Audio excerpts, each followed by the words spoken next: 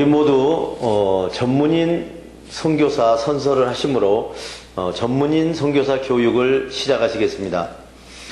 우리는 하나님을 창조주로 예수 그리스도를 구원의 주로 성령님을 마음과 생각과 행동을 주관하시는 주로 성삼위일체 주 예수 그리스도로 섬기며 하나님의 영감을 받아 기록된 성경을 하나님의 뜻과 하나님의 말씀으로 믿고 그 계명을 성실하게 지키고 이행하며 자랑스러운 전문인 선교사의 신분으로 살아갈 것을 다짐한다. 우리는 모든 교파와 교회들의 차이를 인정하고 주 예수 그리스도를 섬기는 모든 사람은 그리스도께 쓰임받는 지체로 여기며 영적인 눈으로 마음의 평강을 보고 영적인 귀로 참 생각을 듣고 몸으로 의의 행동을 이루어 하나님께 영광을 돌리며 죽은 자 가운데서 살아나는 진리의 복음을 땅끝까지 전할 것을 다짐한다.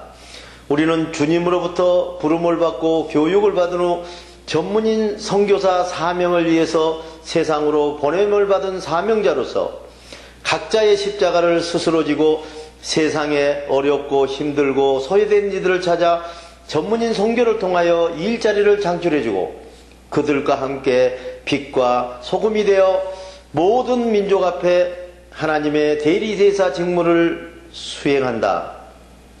안녕하십니까, 정양호 목사입니다. 오늘은 마음의 고린도전서를 심어라는 주제로 고린도전서 6장 강해를 시작하시겠습니다.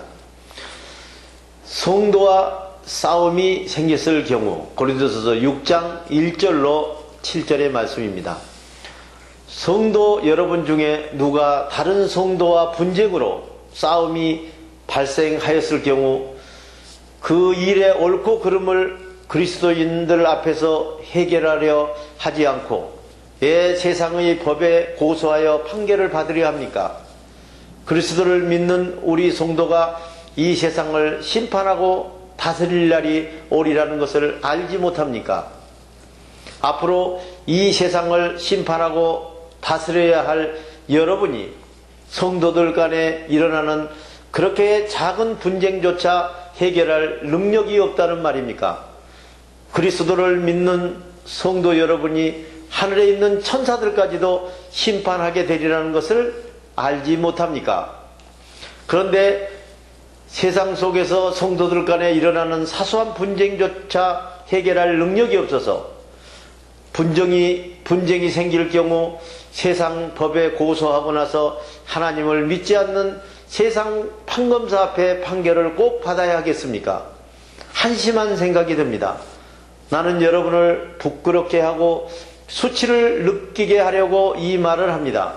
여러분 가운데는 성도들의 사소한 분쟁을 해결하여 줄 만큼 지혜로운 사람이 진정으로 한 사람도 없다는 말입니까? 그래서 그리스도를 믿는 신도가 다른 신도와 맞서서 세상 법에 소송할 뿐만 아니라 그것도 하나님을 믿지 않는 불신자들 앞에서 판결을 꼭 받아야만 한다는 말입니까? 여러분은 세상 법에 성도들끼리 고소하고 소송하는 그 자체부터가 그리스도를 믿는 성도로서 이미 실패한 사람들입니다. 여러분이 잘했다고 생각하는 일 때문에 억울한 일을 당하고도 마음의 평강을 유지하며 기쁘게 살아가게 하기 위하여 여러분들을 부르신 것입니다. 자기 만족을 위하여 사는 사람, 고린도전서 6장 8절로 11절의 말씀입니다. 여러분이 서로 불의를 당해주고 알면서 속아주는 것이 하나님께 영광을 돌리는 일입니다. 억울함을 당하면서 평강을 유지해야 할 여러분이 도리어 다른 성도를 억울하게 하고 속이고 빼앗습니까? 그것도 성도인 여러분 자신이 불의한 행동을 같은 신도들에게 하고 있다니 말입니다. 불의한 사람은 하나님 나라의 평강을 상속으로 차지하지 못하리라는 것을 여러분은 알지 못합니까? 착각하지 마십시오. 자기 만족을 위하여 살며 음행하는 사람이나 우상 숭배하는 사람들이나 동성끼리 성관계를 가진 사람들이나 도둑질하는 사람들이나 술조정하는 사람들이나 남을 중상하는 사람들이나 남의 것을 약탈하는 사람들은 하나님 나라를 상속으로 차지하지 못할 것입니다. 여러분 중에도 그런 과거를 가진 사람이 더러 있습니다. 그러나 여러분은 주 예수 그리스도의 이름 성령으로 깨끗이 씻겨져서 거룩하게 되었습니다. 자기 만족을 위하여 살던 여러분이 이제는 성령의 평강으로 씻어져서 하나님의 만족을 위해서 사는 거룩하고 의로운 사람이 된 것입니다. 성령이 생각이 오시면 고린도전서 6장 12절로 14절의 말씀입니다. 나는 자유인이다 하면서 나는 무슨 일이든지 할 수 있다, 나는 자유가 있다 라고 말할 수는 있습니다.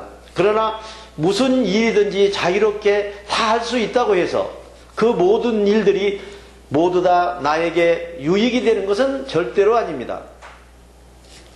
그러나 나는 내가 할 수 있는 그 무엇에게도 얽매여 제재를 받는 일은 하지 않습니다. 먹는 문제를 예를 들어 봅시다. 하나님께서는 음식을 먹도록 식욕을 주시고 그 음식을 소화시키도록 튼튼한 이장을 주신 것입니다. 그렇게 튼튼한 이장을 주셨다고 해서 필요 이상으로 계속 먹어도 된다는 말은 아닙니다.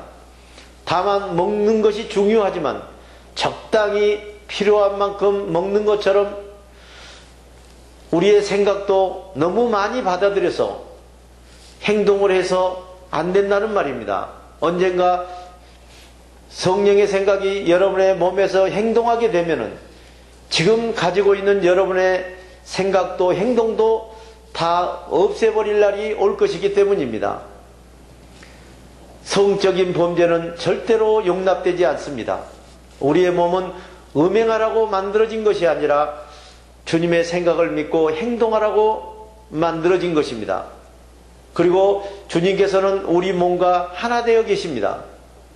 하나님께서 주님을 다시 살리셨으니 우리도 주님의 권능으로 죽은 행동 가운데서 살아나는 행동이 된 것입니다.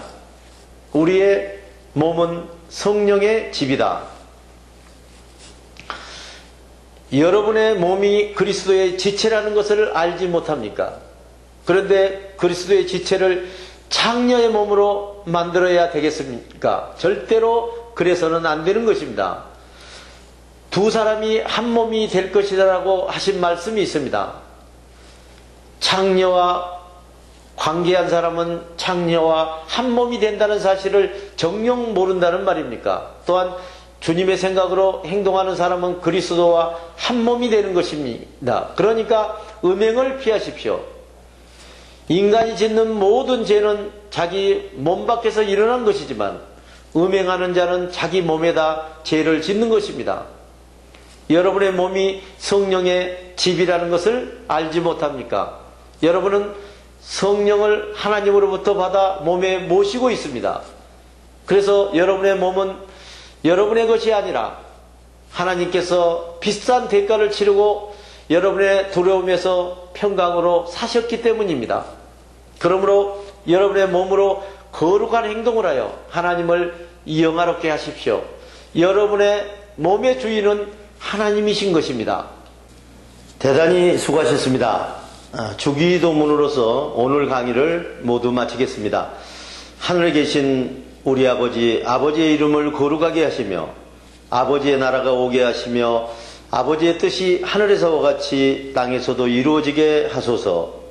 오늘 우리에게 일용할 양식을 주시고 우리가 우리에게 잘못한 사람을 용서하여 준 것 같이 우리 죄를 용서하여 주시고 우리를 시험에 빠지지 않게 하시고 악에서 구하소서.